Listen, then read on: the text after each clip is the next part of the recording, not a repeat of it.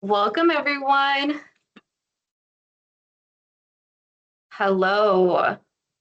I know people are trickling in. I'm going to go ahead and give us some time to let folks join us before we get started. And while we're waiting, we would really love to have folks, if you feel comfortable, drop into the chat what part of the country or California you're from, what city or region. And also, we're really interested in any issues that are top of mind for you, things you're excited about in the area of AI and healthcare, issues that you're concerned about, worried about, afraid about. We'd love to see a little bit about where folks are coming from, where you're located, and then also issues that are top of mind. They don't have to be a question. It can just really be some of the ecosystem, the gestalt, as I say, of issues that are rotating in the space. So I'm going to be your moderator. I'm Sylvia Trujillo. I'm a CTRC advisor and the Vice President of Public Policy and Regulatory Affairs at Ocean. And I'm going to hand it back to Jocelyn. Thanks, Sylvia. Let's get started. Welcome again to the 2026 Digital Health Summit brought to you by the California Telehealth Resource Center. We're glad you could join us for today's session. The theme for this year's event is Bridging the Gap, Digital Health and AI for Smarter Care, Stronger Teams, and Sustainable Healthcare. We're glad that you can join us today we're glad to have you at today's session. Our session is titled Clinical AI That Delivers. I am Jocelyn, and I have the pleasure of welcoming you to this session. We'll go ahead and move on to our disclaimer. Thank you. So this session is purely for informational purposes only. CTRC has no relevant financial interest or arrangement with any organizations related to commercial products or services discussed during the summit. We'll move on to the next slide. And then we're almost wrapping up our day, but just as a quick reminder that you need to register for each session. So if there's still time today, if you have time to join us for our last session, please do so. We love to have you here. And Crystal went ahead and put the link in the chat. Thank you. Okay. Onto our Microsoft Teams tips. Thank you all for letting us know where you're at. You all know how to use the chat feature there, so that's awesome. Keep engaging with us. We have several tools here. You can raise your hand or react at any point throughout the session. We love our virtual applauses, which is always great. And I do want to let everyone know that today, this session is being recorded and will be posted on the CTRC YouTube channel. If you encounter any technical issues, reach out to a member of CTRC team on the platform or contact us at caltrc@ocean.org. And then before I transition into this real quickly, we will hold questions at the end for Q&A. So we just encourage you to go ahead and start popping in those questions in the chat so we can have time to get to those at the end. Our work at CTRC would not be possible without funding and support from the Health Resources and Services Administration Office for the Advancement of Telehealth and the California State Office of Rural Health, part of the Department of Healthcare Access and Information. We can go on to the next slide. Awesome. Okay. I'll go ahead and pass it over to Sylvia. Again, she's the Vice President of Policy and Regulatory Affairs at Ocean and the Strategic Advisor of CTRC. She will be our moderator for today, so let's all welcome Sylvia. Great. I'm so excited to be here, and I could not be more delighted to have the speakers that are going to be joining us. I'm going to start out with Dr. David Wu. He's a physician scientist. We love the physician scientists doing really incredible work in this space. with that lens towards not just can I innovate and disrupt, but really how do I innovate in a way that really solves problems that clinicians and patients have, and that we have a pathway to integration. He's someone who decided that an MD wasn't enough and he got a PhD. And so we get the benefit of both of his lenses when evaluating AI innovation and tools. He is part of the Harvard Stanford Arise Network. I really encourage you all to Google Arise Network, have the team drop in a link to learn more about the really incredible work this collaboration is generating. He's helping to lead some of the most rigorous work on how we actually evaluate AI in clinical settings. That's not hyperbole, that is literally true. I avidly follow a lot of the researchers in the Arise Collaborative, and I literally am learning something every day. By day, he's a a dermatological resident at Harvard, and by night, he's likely still thinking about model validation and bias testing, I suspect. And we're lucky to have someone who lives both the science and care delivery reality. Welcome, David. And he will have a colleague join us, and I will hold off my introduction of Dr. Rodman. I'm going to jump right in, Dr. Wu, and ask you just a baseline question. We're going to go ahead and go off the share screen so we can have this fireside chat virtually. And what I'd really love to hear from you, Dr. Wu, in terms of level setting for us is what do you see as the primary uses of AI today? And what do you see in, let's pick a year, let's say 3 years from now, of uses in healthcare delivery? Absolutely. Great question. And thanks so much for inviting us. And I think Dr. Rodman just popped on. I don't know if you just want to take the second to introduce him too, since he's here. Oh, great. That's fantastic. I couldn't see him. So, I'm here. Sorry about Oh, that. fantastic, Dr. Rodman. And I just want to share with everyone here, we're super lucky because both of them have already put in a full day of work with patients and doing their really incredible work. So we're incredibly lucky to have both of them here. Dr. Rodman is a general internist and educator, and I would say one of the most thoughtful voices on AI and how it's changing clinical reasoning. He's at Beth Israel Deaconess and Harvard Medical School, and where he spends his time training clinicians not just on how to use AI, but really fundamentally how to think critically alongside it, which is often, I think, a piece that we forget about. He's also known for making medical education both rigorous and occasionally fun, which is no small feat. And if you've ever wondered whether AI makes us better clinicians or just faster ones, we got the right guy here. Adam is the person to ask, so welcome. So with that, I'm going to go ahead and first kick it off to you, Dr. Wu, and then Dr. Rodman. Yeah, absolutely. So again, it's great to be here. Thank you all for inviting us. We're more than happy to come in and engage with all of you in this great community. So Adam and I have talked about this a lot. AI seems to be the most rapidly adopted technology in healthcare, especially in like clinical decision support, like ever. And when you think about healthcare and technology, you usually don't think of something like that. You usually think it's slow and painful. I think a lot of us remember, it took an act of Congress to get hospitals to use electronic medical records. And even that was a very challenging and difficult technology adoption. But just like with consumer AI, I think people have been just impressed and also shocked and also scared by what this technology can do, and so it's become rapidly pervasive. The most kind of obvious and common thing I think we all see today in healthcare that you hear a lot about is more for documentation. The AI scribes, ambient listening. Now, when you see your primary care doctor or your other doctors, sometimes or many times they will ask you if it's okay if they have an AI scribe listening in, who helps takes notes, and then that way they can focus on you. And at the end of the visit, they don't have to try to remember every single thing you said because they had a nice AI scribe summarizing all of that for you.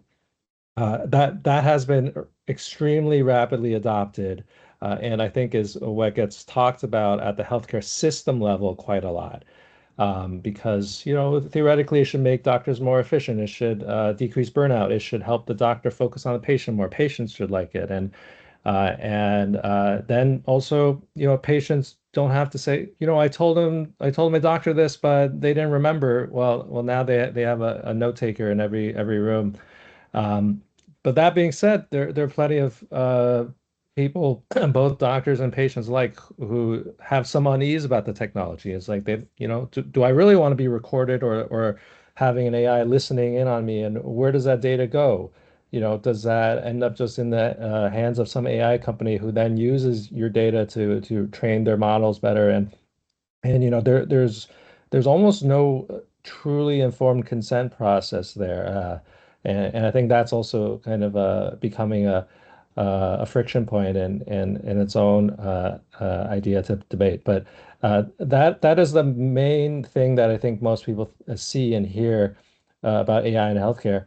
But there is something that's less talked about and less officially sanctioned, which is also being used, which is doctors are using AI to help them, look up information, augment their own intelligence.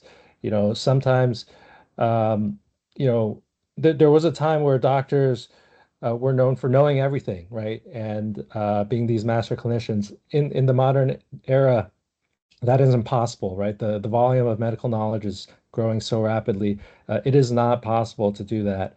And when we had Google that made finding information a lot better, and now AI kicks that up another notch, and doctors realize this more than anyone else. Sometimes it's really hard to Google for something in medicine, but an AI chatbot can take your malformed question and actually kind of figure out what you're saying and perhaps find the right, papers, find the right clinical trials to bring that information to you. So that's being used mostly in an unofficially, not officially sanctioned manner.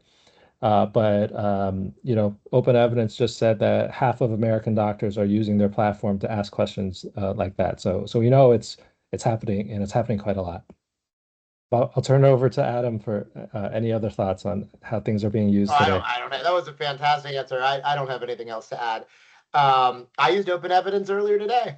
I also used ChatGPT to help me with a really tricky inpatient question. It was super helpful.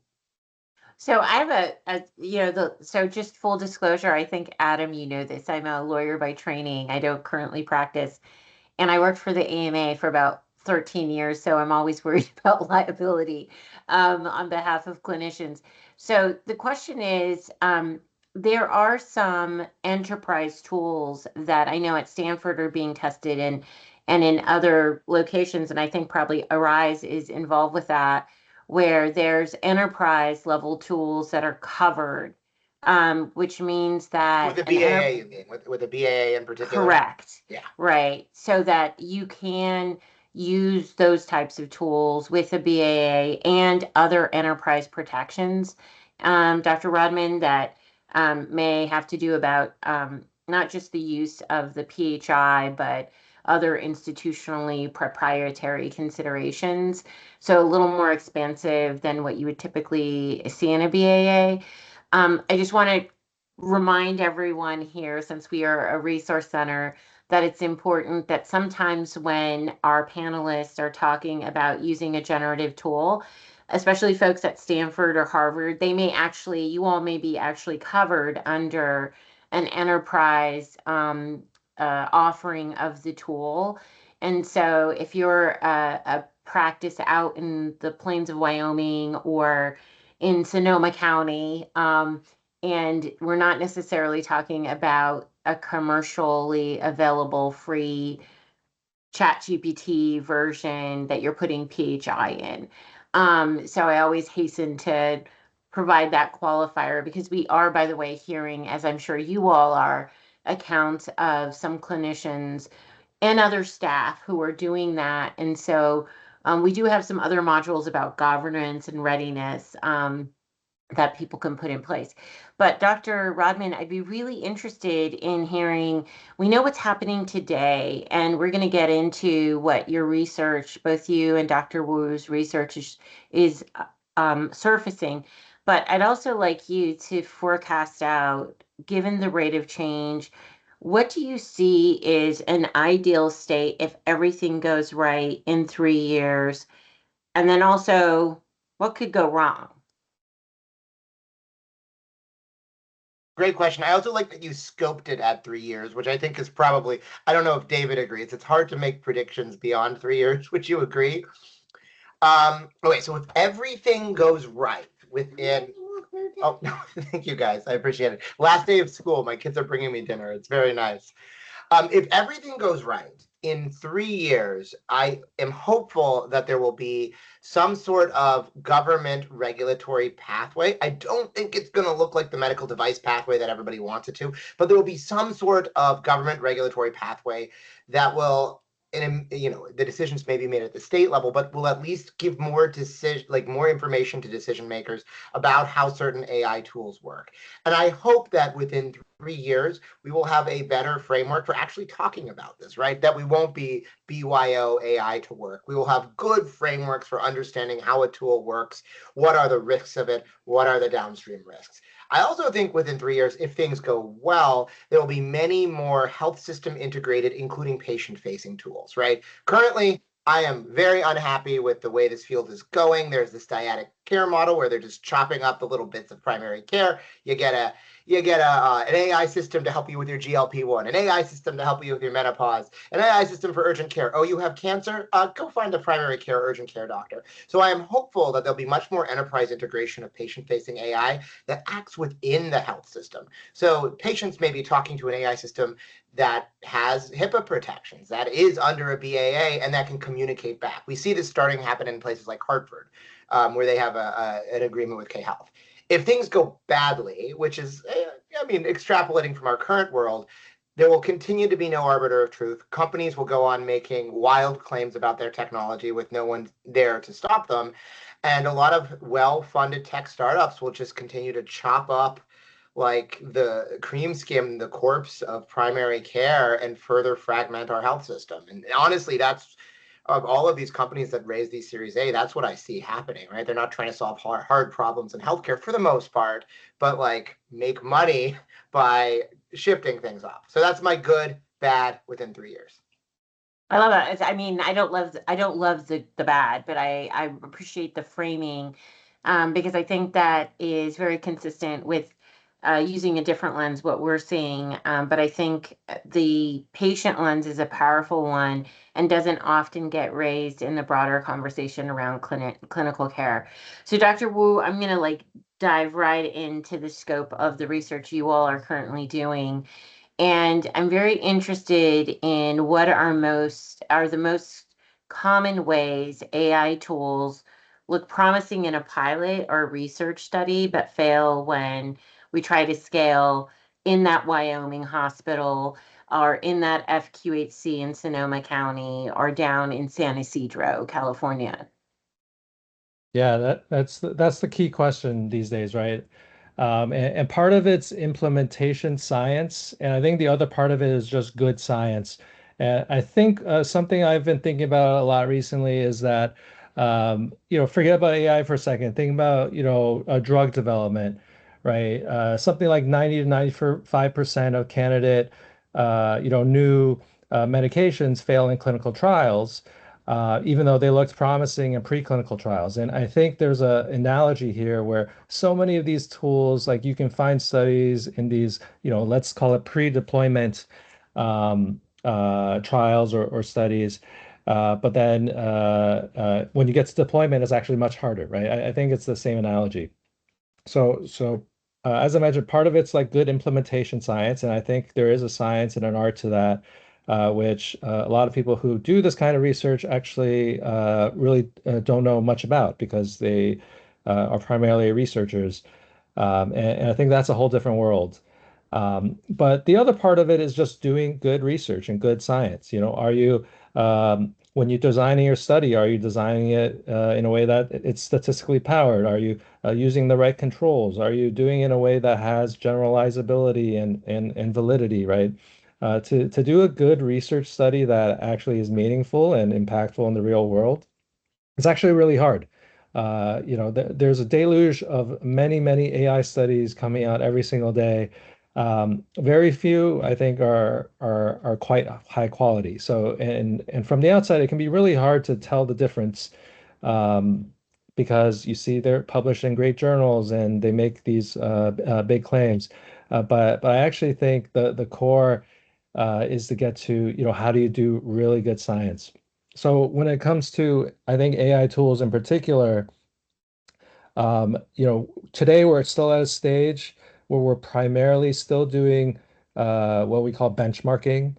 I'm sure you and others have seen these headlines or seen these papers, and our groups are guilty of this too, because you start with what's easy to measure, and then for a long time, AI did really poorly on even the things that were easy to measure, like passing the board exam, right? And then suddenly it started getting really good at that. And it's now suddenly, it could probably pass every board exam with, 99%. And it's easy to measure and it's easy to get excited about. But then, like, we all need to remember to take a step back and remember that, that doesn't make a good doctor, right? That doesn't mean it's a good tool to help a doctor just because it can pass a board exam, a multiple choice test, right? We all know that, like, intrinsically. And there are better and better benchmarks that aren't just multiple choice exams, but they are all on some level, some glorified board exam. And I think Adam and I both agree, we have to move beyond that at some point, because it will never match reality, which is messy, right? The clinical records are not always accurate. There's often contradictions. Not everything is put into a nice paragraph to, that's perfectly accurate and distilled with all the information you need to answer a question. Like, the real life is messy. And we are doing everything under like perfect test conditions still. And so I think that's the big gap that's led to this discrepancy that you've noted. That actually makes me think about the implementation science is really a big piece that's left out in addition to the conditions of deployment, right? That are interrelated. And also the skilling of the prompt engineers, the individuals asking the question. We are seeing that, yes, it can perform really well with canned questions that have all the relevant information. That doesn't mean the clinician or patient who's asking the question actually is providing all the information as part of the question that can give you the robust response you need, or are structuring their prompt properly. But that gets me to a fundamental issue around, and this is for you, Dr. Rodman. We just heard in a prior panel from a group of providers who are somewhat frustrated that the AI tools are being deployed much faster than they're able to prepare themselves. And this begs a separate question, which is, what does a strong feedback loop feel like, or what is a good strong feedback loop between clinicians and AI developers? What does it look like in practice, and why are organizations really struggling with this very dynamic? Wonderful. I mean, wonderful and loaded question. Like, what is a good feedback loop? I don't know that there is a good feedback loop. What happens in practice? David sort of alluded to it earlier. It depends on the contract that your organization has, depends on the specific details that are in the BAA. Some of them take the data that you produce and the patients produce and use it to fine tune their model. Some of the scribe companies do that. Some interventions, especially if we're working with a smaller vendor, will actually work very, very closely with the doctors, the users, the nurses, whoever the end users are, and do a lot of our reinforcement learning, a lot of UI UX work. I think this happens for a lot of like revenue cycle management work, less on physician facing work. Our experience with our Scribe company at BI, Heidi, has been actually very collaborative. They've worked with us very closely to build out data pipelines and improve the user interface. So I think it's more that it depends on the vendor and there is not a best practice. I think a lot of the frustration comes is because unlike most, well, I shouldn't say this, like, but generally a medical intervention are studied in a trial setting, and we have phased settings, a phase 1 trial to establish the efficacy and the safety, some details on powering, a phase 2 in which there's some randomization, and obviously you get to phase 3. We don't traditionally do this for back office tasks, and I think AI scribes in particular are falling into this, like, is it an efficiency tool? Probably, rather than a medical intervention. Our CDS tools like to have it both ways, right? I don't know if you saw that Open Evidence is offering an explicit medical device, Echo Next, which is a great algorithm, by the way. Pierre Alias has done great work on that. But some of these companies are trying to say that they're, as a reference tool, when they're clearly offering clinical decision support. But again, like, the standard for studying clinical decision support is a little bit higher. So some of this is like, our field has kind of lost the plot of the traditional methods that we use to talk about safety and efficacy, and we're just speeding forward. I think there is not one best way to do this, and I'm not saying that everything needs a randomized controlled trial, but as doctors and medical leaders, I think it is fair of us to demand an acceptable level of evidence before, especially widely deploying technologies. So I was recently moderating a panel with an FQHC, very forward-leaning, had a really strong governance structure and training, and had a scribe, ambient scribe platform that they were using.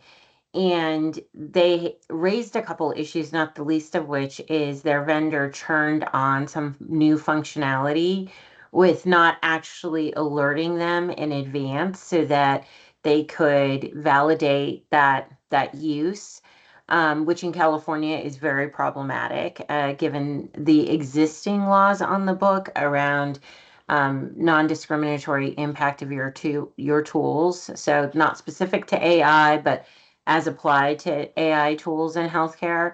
And so that, Dr. Wu, brings me to another question, which is, for frontline clinicians, what signals indicate an AI tool is misaligned with their clinical realities, even if it performs well statistically when the vendor comes to them initially? Yeah, no, that's a great question. I would say there are two parts. So one part is uh, you, as a clinician or a user, you know when it's aligned to your reality or not.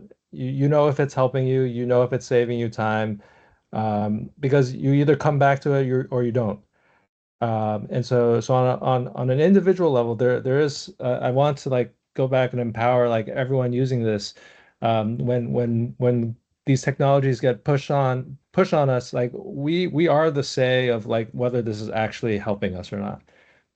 And then I think the other side of the question is it's actually really hard to know if something is aligned to the clinical reality when it feels like it's working. There's take clinical decision support. You ask a question to any of these platforms, right? Open Evidence, Doximity, right? They're all out there. Uh, and you ask a question and it gives you an answer that sounds extremely plausible. And you're like, oh my God, that's great. I'll order these tests and I'll send my patient on their way. Was that aligned to your clinical reality or not? You, by virtue of you not knowing the answer ahead of time, you cannot adjudicate that. And I think that's the big challenge. In the rest of AI, AI has been used for software writing, coding, to great success. But inherent to that is that you can verify code extremely easily. If you're trying to make a website, right, and it didn't make the website you wanted, right, you have verified it didn't work.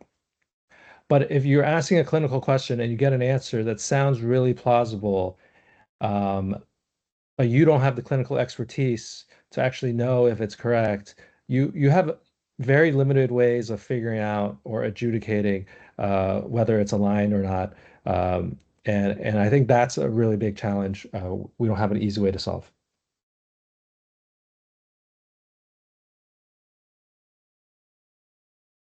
Sylvia, I you're was gonna say you're muted. muted. Dr. Rodman, as we're thinking about, why people are adopting these tools, even though there's all of these challenges and downsides, where have you seen AI tools in your work really exponentially improve clinician experiences of care? And where have you seen the opposite occur? I'd be curious for David's perspective. I don't think AI has exponentially improved anybody's care. I think that scribes, I don't like scribes. I don't use, David, do you use scribes? Yeah, I don't like them. I've tried. I can't fit them into my workflow. My colleagues who like scribes do like scribes. So there's a subset of doctors who really like the AI scribe because they feel that it saves them time. I think if they were honest, like the data doesn't suggest they're saving that much time, but it certainly allows it so that they can connect and look at their patient more. And I think when you're looking at the data, that's the most, it's not exponential, but that's the one that's had the best fix. Open evidence, Doximity, this point of care decision support, like the companies will claim they're saving hundreds of thousands of lives, blah, blah, blah. Let's be honest, they're a slightly faster way to use UpToDate. Like they're not, like there is no, like the margin, the benefit is that it makes me a little bit more efficient in looking up information. Decision support, and I can talk about the literature on this for ad nauseatum. David just gave a great example of why decision support doesn't work, which is people have a very bad sense of knowing when it's giving you wrong information. I don't think decision support is exponentially saving anything. It's perhaps saving us a little bit of time. The other thing is that people like using it. People feel like they're doing great work when they use one of these LLMs. Sometimes they are, sometimes they are not. Some of our data actually shows that doctors don't always improve their performance when they're doing it. So again, this is a hot take. I think a hot take as an AI researcher. I don't certainly not exponentially. If AI has improved doctors' lives, it's been on the margin thus far. So I'm going to come back and ask you then the psychology of clinicians and their uptake. We're seeing these numbers, right? That early on, Dr. Wu mentioned the last sort of hot technology, which were EHRs. EHRs took a decade and billions of dollars in incentives to drive adoption. And for those providers that didn't get those incentives in the behavioral and mental health space, they didn't adopt EHRs. I mean, that segment of the delivery system is lagging in terms of it. It seems based on the data that there is this ubiquitous nature of the adoption of the tool. So what is driving that? And that's back for you, Dr. Rodman, and then Dr. Wu. So what is driving it is, this is what Dr. Wu alluded to earlier, it's the BYO AI. I think that as artificial intelligence technologies have spread to, David, do you know, like how often are people, like the general public using them? It's over 60% of people use them routinely now, right? So as people start to use them in every other domain of their lives, including doctors, it has become like Google. It has become like the internet. And because of that, it is changing. It is true. My brain has changed. It has changed the way that we interact with information. And it is only natural that a technology like that should start to change the way that we practice medicine. I think the AMA data sort of, I think carries this out, that a lot of the AI use, especially when you're talking about people using it frequently, is people bringing their own AI systems. And I think that more reflects how society is changing and how the way we deal with information is changing. So if I could repeat back what I think I heard is, it's not it's the general purpose tools that are not even healthcare specific that's really driving use, and the clinical specific applications are, the value proposition is marginal at best. That is a very intelligent person way of saying the nonsense that comes out of my mouth. So thank you. No, I mean, you said it. I just wanted to make sure that like I was reporting it out accurately. None of these technologies were invented for medicine. In fact, this will be the cynical take. David might disagree with me. And that like ML classification technologies, expert systems, Bayesian systems, AI in medicine is not new. It's got a 70-year-old history. And it wasn't really widely used or talked about until there were powerful general purpose technologies. David? Yeah, I agree with a lot of what Adam says. I do think it's funny we neither of us use, AI scribes, but we're both like pretty technology forward people. Um, I yeah, I think it's a really interesting question. And I think just to kind of comment on the chat, um, I don't want to say that because it's not possible to verify things, that it doesn't necessarily mean it's a good or a bad thing. It can still be better than the status quo. I think we just have to have an understanding of, uh, when it is flawed, how do we deal with the errors? How do we catch them? And to be prepared and realize that there's a cognitive bias that just because it sounds right doesn't mean it is right. Yeah, I'm really glad, Dr. Wu. It's almost like you know what I was going to ask next. And I want to think to that rural hospital again in Sonoma or far up in Northern California or along the Nevada, Colorado, California border. We do have a lack of specialty access that's not unique to rural communities, but it is profound there. And in fact, the first time I became aware of Stanford Arise was through a presenter at the California Hospital Association talking about the possibility in the future that specialty care access can be remedied in large part through tools that general or primary clinicians could use in rural communities. And the question then is, if the tools have so many potential infirmities and we have a cognitive bias towards believing even that which is wrong, how do we train both new clinicians and existing clinicians to use these tools? And what does your research tell you about that? And I'm going to give it to Dr. Wu, and then Dr. Radman, you can add. Yeah, this is a big kind of focus of our work and interest. Um, Really excellent question. So starting with, how do you train someone to use a tool that's imperfect? I think, I like this idea of like, let's forget about AI for a second. Training a person to operate in medicine where information is often incomplete or conflicting or complex. We just have to train people to have a healthy dose of skepticism in the first place, right? I think we all learned that in medical school and in other, professional schools in healthcare, that is really complicated. The science is often changing, and having a little bit of curiosity and not taking everything at face value is just an important kind of trait that we should be honestly beyond medicine, right? Every human being should probably have some part of that in their thinking. So I think that's the first step. The second step is really to know, these tools are imperfect.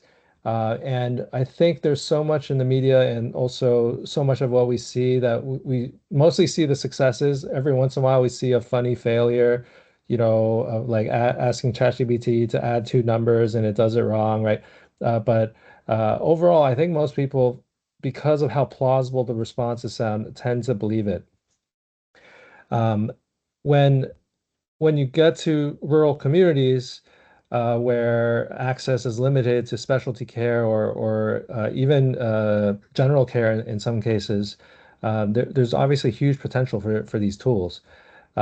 And I think what we need to prove in studies is does this actually help make a difference to the patients, right? Again, as we kind of talked about before, just because it does well on some of these benchmark tests and looks statistically, competent, does that mean it's actually going to do good when it gets to that rural clinic?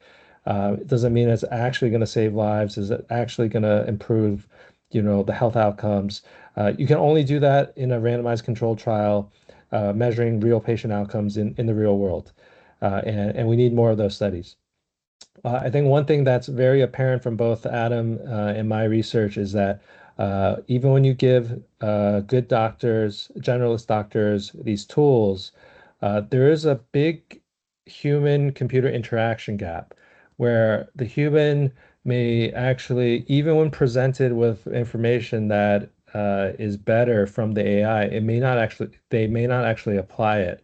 We've seen these in randomized studies we've done where we give some doctors, conventional tools like, looking at papers and up to date and databases versus giving them an AI tool. And more recently, they do better in these AI empowered groups. But then we always have this AI alone group that somehow seems to do much better than those groups. So there's some gap between why are the humans equipped with these tools also not realizing the full potential of the tools? And I think that's a huge area of study, which is I think it's more of a design and psychology and cognitive science aspect of the human AI team. Our bias, right? Our and bias. So I know we're really counting down the time. This has been wonderful. I would love, Dr. Rodman, if you could sort of end based on the research that you're doing, quick takeaways for our audience about what they need to be looking out for and how the research you all have been doing really is sort of given us some important takeaways. So I think the big takeaway is that this is a brand new field. And Sylvia, I think your example of the High Tech Act and how long it took for EHRs to be introduced and certainly widely adopted is important. We are at like the bottom of the first inning. I think that David and I hopefully would agree on some of, I think a lot of progress has been made on how to evaluate this. I recently wrapped up a phase 1 clinical trial that's going to be published soon. The field is moving in a way to generate more evidence. I think the big takeaway, especially for all hospitals, but I think especially less well-resourced hospitals, so not the Harvards and the Stanfords of the world, is that the rules of medical care still apply. The above all, do no harm. Clinical trials, clinical grade evidence. And I think what I would caution you is that you don't have to feel FOMO. You don't have to feel like you're missing out. It is acceptable, maybe even wise, to wait and see what the regulatory space looks like and what the evidence shows. Because like I said earlier, I don't think any of these investments people are paying, health systems are making in AI have largely paid off. The best studies on scribes show at best breaking even. So it is okay to be cautious and wait for the evidence to accrue. Very sage advice, and wait for the evidence. So we are in an evidence-based resource center. I'm going to ask Jocelyn to come back on. I want to thank both you, Dr. Rodman and Dr. Wu, for double time and double service to build the evidence base while still serving patients. So Jocelyn, I'm going to sprint and hand the baton to you. Thank you both. Yes, thank you. Thank you to our speakers and our moderator. Big round of applause. Thank you so much. What a great conversation we had today. Really appreciate the detailed conversations and just getting to learn a lot more today. I love the virtual claps. Awesome. Okay, as a reminder, ongoing support. So CTRC offers ongoing support. This is the only time that you get to connect with us. Check out our website at caltrc.org, where you can find events, webinars, and on-demand resources and more. And you could also reach us at caltrc@ochin.org. On to our next slide. CTRC is proud to host the 2026 AI Cohort Series and Office Hours. This series builds on the foundation and success of our 2025 AI Bootcamp, expanding on opportunities for deeper learning and practical application. This is a no-cost virtual cohort, so that's always great. And we're supporting healthcare organization and advancing AI use in real-world care delivery. Sorry. All right.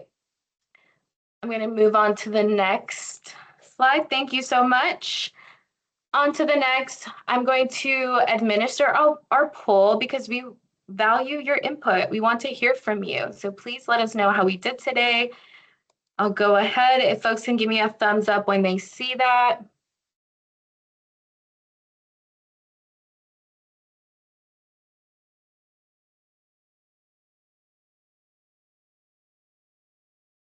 Taking a second. There we go. It should be up. Can I get a thumbs up from folks to know that it is live? Yes. All right. We'd love to hear from you. Please let us know through our survey, answering our questions, letting us know how we did today. We really want to hear from you.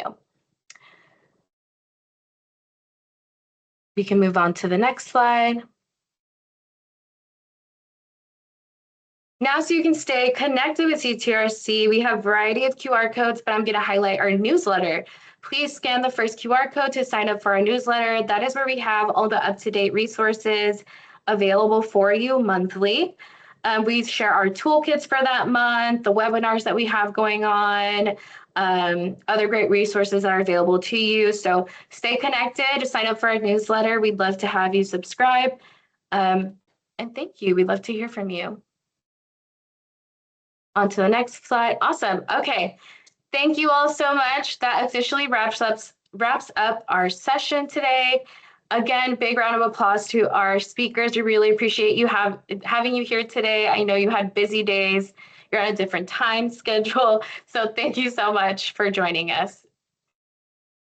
I'll go ahead and stay a little longer to provide people some time to answer our survey.